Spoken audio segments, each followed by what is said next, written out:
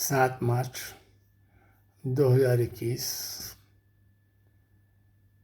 प्रातः लगभग 5:45 हैं।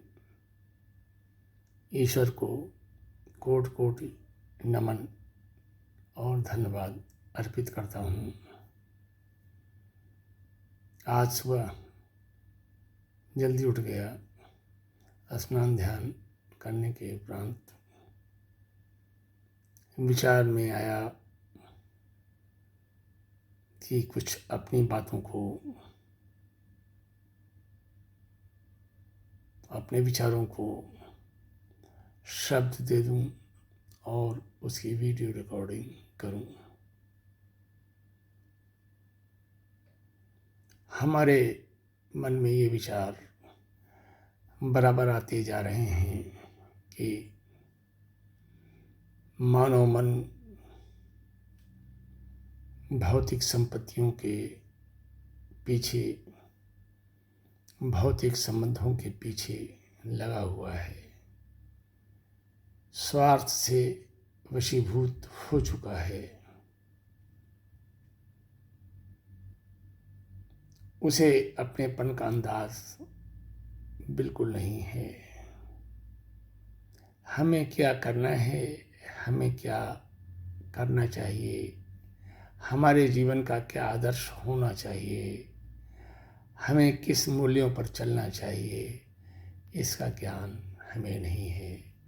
हम ईश्वर से यही प्रार्थना करते हैं कि हे ईश्वर, हम सभी को ज्ञान दो, शक्ति दो, ऊर्जा दो, इतनी समझ दो कि हमारे अंदर यह चेतना जागृत हो कि हम एक दूसरे के दुख में अपने आप को दुखी महसूस करें, एक दूसरे के दुख को शेयर करें, तन से, मन से, धन से, हर प्रकार से हम अपने सभी सुख दुखों को, इवन उनके भी दुखों को शेयर करें जिनसे हमारा कोई संबंध नहीं है। मानवता से बढ़ कर के कोई धर्म नहीं है। गीता पढ़ लिया, रामायण पढ़ लिया, महाभारत पढ़ लिया, तमाम उपनिषद पढ़ लिए, वेद पढ़ लिया, लेकिन अगर मानवता का ज्ञान नहीं संचारित हुआ हमारे मानस पटल पर, हमारे हृदय में, हमने मानवता का अनुपालन अपने जीवन में नहीं किया, तो ये सारे धर्म ग्रंथों का ज्ञान, ये गीता, ये रामायण, ये उपनिषद,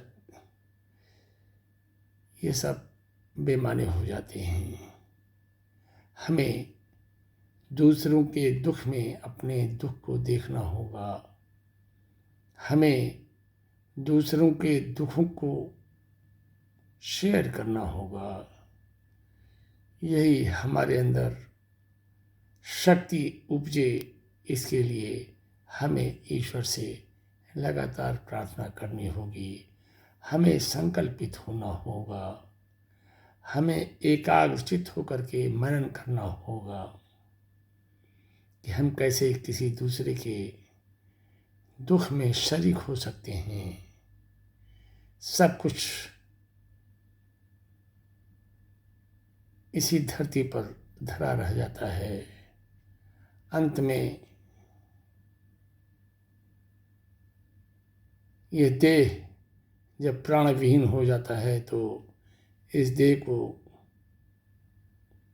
या तो नदी में बहा दिया जाता है, या ज़मीन में दफना दिया जाता है, या पंच तत्व में इसे मिला दिया जाता है, इसे जला दिया जाता है।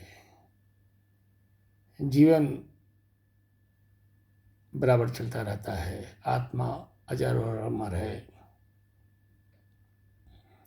हमारे जैसे सोच होंगे, हमारे जैसे कर्म होंगे, हमारे जैसे व्यवहार होंगे, उनका संकलन आत्मा में होता है और फिर यह आत्मा जिस जीव रूप में प्रवेश करती है उसके अनुसार हमारे कर्म और हमारे भोग का निर्धारण होता है।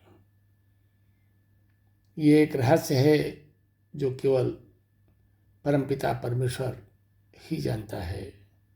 इसलिए इस दुर्लभ मानव योनि में हमें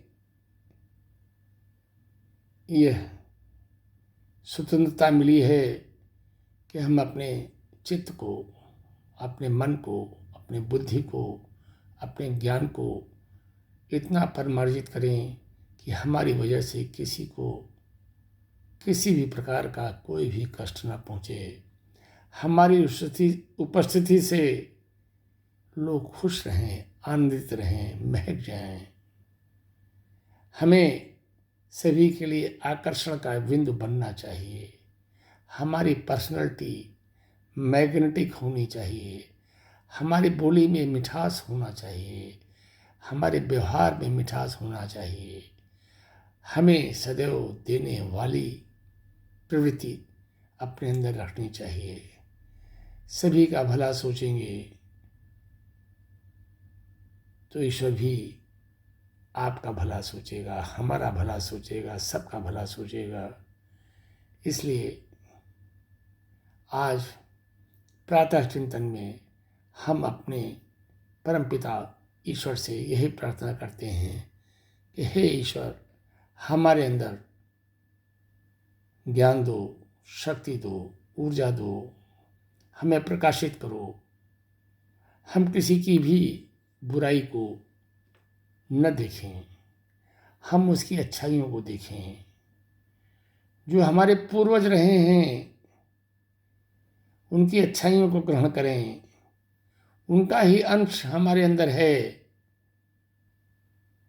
हम उन्हीं के रूप में हैं। वो देह से विलग हो चुके हैं लेकिन उनके जीन्स हमारे अंदर हैं। इसलिए हम अपने पूर्वजों का सदैव सम्मान करें। हमें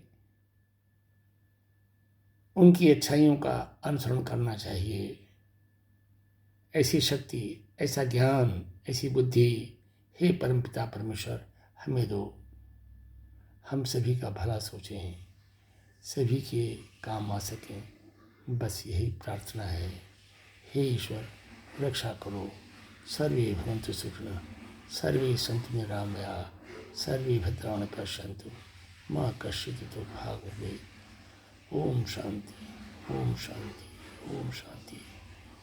इसी के साथ हम अपने वचनों को विराम देते हैं। पुनः श्री राम जय राम, जय जय राम।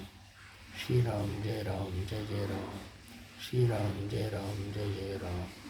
ओम शांति, ओम शांति, ओम शांति, ओम शांति। ईश्वर सभी का कल्याण करें, यही हमारी प्रार्थना है। यही हमारी प्रार्थना है।